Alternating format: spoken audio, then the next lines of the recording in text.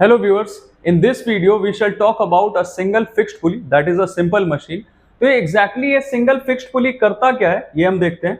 ये किसी भी जैसे ये हमारा लोड है, जैसे मान लेते हैं हमें एक कुएं से पानी बाहर खींचना है, that is filled with water. तो हम अगर हमारे पास पुली नहीं है तो हमें एफर्ट लगाना पड़ता है अपवर्ड डायरेक्शन में, दैट इज अगेंस्ट ग्रेविटी। तो ये हमारे लिए आसान नहीं होता, ये डायरेक्शन हमारे लिए कन्वीनियंट नहीं है।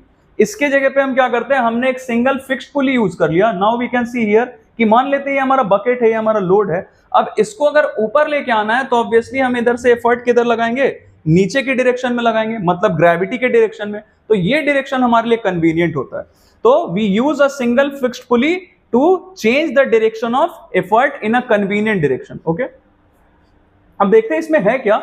ये एक रिजिड सपोर्ट है जिससे हमने ये जो हमारा अरेंजमेंट है सिंगल फिक्स्ड पुली का, इसको सस्पेंड करके रखा हुआ है। हियर इज द एक्सल, बिल्कुल वैसे ही जैसे किसी बाइसिकल का जो व्हील रहता है उसमें हमने देखा हुआ जिससे नंबर ऑफ स्पोक्स निकला हुआ रहता है, वो वहां पे एक शाइनिंग रॉड रहता है, थिक रॉड रहता है जिसको हम एक्सल बोलते हैं। तो व्हील उसी के अबाउट रोटेट करता है। बिल्कुल वैसे ही ये जो हमारा पुली है सिंगल फिक्स्ड पुली, ये इस पॉइंट के अबाउट, एक्सल के अबाउट रोटेट कर सकता है, ऊपर या नीचे नहीं जा सकता है। हमें दिख रहा है कि ये फिक्स्ड है, ये पुली सिर्फ इस पॉइंट के अबाउट रोटेट कर सकता है। तो दो चीज हमने कंक्लूड किया, पहला ये, दूसरा इसका जो एक्सिस ऑफ रोटेशन है it is fixed in a position. Axis of rotation ऊपर या नीचे नहीं जा सकता है। अब इसमें हम समझते हैं कि इसका वर्किंग क्या है। इससे रिलेटेड दो टर्म्स हैं हमारे, mechanical advantage and velocity ratio, जो बहुत फ्रीक्वेंटली हमसे पूछा जाता है, तो हम समझते हैं उसके बारे में। जैसे हमें यहाँ पे दिख रहा है कि मैकेनिकल एडवांटेज, जिसको हम एमए से डिनोट करते हैं, अब्रिविएशन है इसका। तो मैकेनिकल एडवांटेज सुन के ही पता चल रहा है किसी मशीन को यूज करने का एडवांटेज क्या है, बेनिफिट क्या है। तो इसमें हम लोड को कंपेयर करते हैं एफर्ट से, कि कितना एफर्ट लगा के हम कितने लोड को ओवरकम कर सकते हैं। ओवरकम करने का मतलब उठाना या काटना, कुछ भी हो सकता है। तो लोड, जैसे हमें यहाँ पे दिख रहा है कि ये लोड और टेंशन ये दोनों एक दूसरे को बैलेंस कर रहे हैं। जैसे कि न्यूटन्स थर्ड लॉ हमें पता होगा कि to every action there is an equal and opposite reaction. तो यहां से लोड या फिर एफर्ट, जैसे ये वाला हम देख लेते हैं, एफर्ट हम लगा रहे हैं नीचे की डायरेक्शन में, तो हमने स्ट्रिंग पे फोर्स लगाया है नीचे की डायरेक्शन में, तो string will also exert the same force but in opposite direction, है ना। तो ये स्ट्रिंग जो फोर्स लगाता है उसी को हम बोलते हैं टेंशन।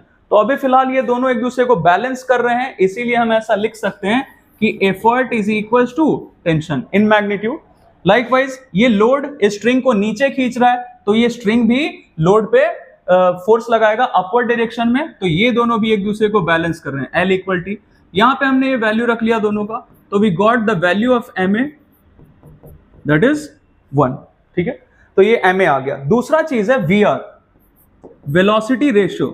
वेलोसिटी रेशियो क्या होता है? It is defined as the ratio of velocity of effort to the velocity of load. दो ही चीज ही यहाँ पे जो मूव कर रहा है, पहला ये लोड मूव कर रहा है, और दूसरा जिस पॉइंट से, जैसे इस पॉइंट से मान लेते हैं हमने इसको होल्ड करके रखा और हम इसको खींच रहे हैं स्ट्रिंग को नीचे, तो it is known at the point of application of effort. तो दो चीज यहाँ पे मूव कर रहे हैं, एफर्ट का पॉइंट ऑफ एप्लीकेशन और लोड का पॉइंट ऑफ एप्लीकेशन। तो वेलोसिटी को हम क्या लिख सकते हैं? Displacement by time. तो लाइकवाइज यहाँ पे वेलोसिटी ऑफ एफर्ट की जगह हम क्या लिख सकते हैं? Displacement of effort by time division velocity of load की जगह displacement of load by time. अब यहाँ पे टाइम और टाइम ये दोनों कैंसिल हो जाएगा। ये टाइम हमने इक्वल क्यों लिया? क्योंकि जितने टाइम में यहां से हम इसको नीचे खींचेंगे साइमल्टेनियसली ये लोड भी ऊपर आएगा, तो दोनों का टाइम सेम है। अब यहां से हमें क्या मिल गया? D by D L. मतलब वेलोसिटी रेशियो का हमारे पास दो एक्सप्रेशन आ गया, वी बाई बी एल या फिर डी बाई डी एल।